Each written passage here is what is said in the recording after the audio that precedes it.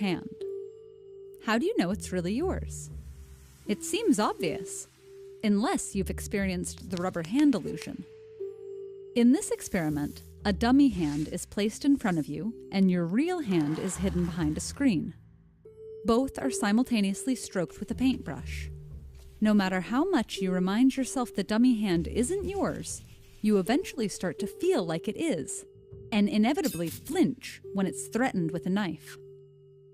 That may just be a temporary trick, but it speaks to a larger truth.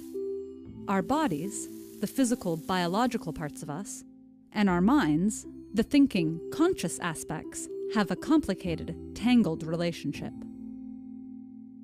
Which one primarily defines you, or yourself?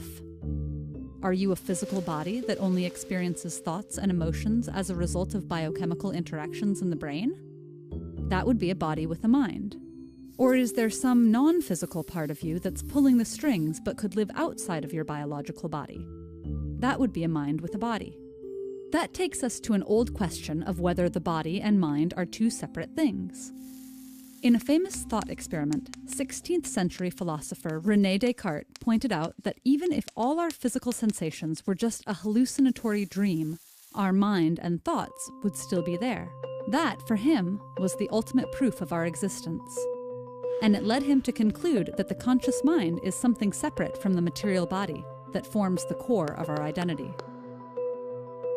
The notion of a non-physical consciousness echoes the belief of many religions in an immaterial soul, for which the body is only a temporary shell. If we accept this, another problem emerges. How can a non-physical mind have any interaction with a physical body? If the mind has no shape, weight, or motion, how can it move your muscles? Or if we assume it can, why can your mind only move your body and not others? Some thinkers have found creative ways to get around this dilemma. For example, the French priest and philosopher Nicolas Malebranche claimed that when we think about reaching for a fork, it's actually God who moves our hand. Another priest-philosopher named George Berkeley concluded that the material world is an illusion, existing only as mental perceptions. This question of mind versus body isn't just the domain of philosophers. With the development of psychology and neuroscience, scientists have weighed in as well. Many modern scientists reject the idea that there's any distinction between the mind and body. Neuroscience suggests that our bodies, along with their physical senses, are deeply integrated with the activity in our brains to form what we call consciousness. From the day we're born, our mental development is formed through our body's interaction with the external world. Every sight, sound, and touch create new maps and representations in the brain that eventually become responsible for regulating our experience of self. And we have other senses besides the typical 5, such as the sense of balance and a sense of the relative location of our body parts. The rubber hand illusion and similar virtual reality experiments show that our senses can easily mislead us in our judgment of self. They also suggest that our bodies and external sensations are inseparable from our subjective consciousness.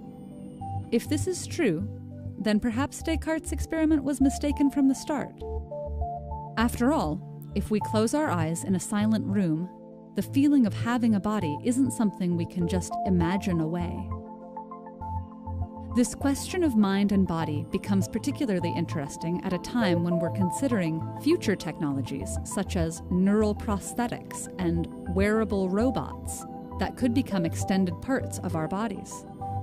Or the slightly more radical idea of mind uploading, which dangles the possibility of immortal life without a body by transferring a human consciousness into a computer.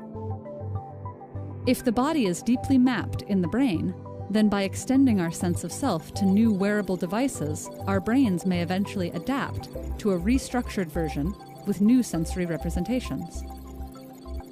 Or perhaps uploading our consciousness into a computer might not even be possible unless we can also simulate a body capable of delivering physical sensations. The idea that our bodies are part of our consciousness and vice versa also isn't new. It's found extensively in Buddhist thought, as well as the writings of philosophers from Heidegger to Aristotle. But for now, we're still left with the open question of what exactly our self is.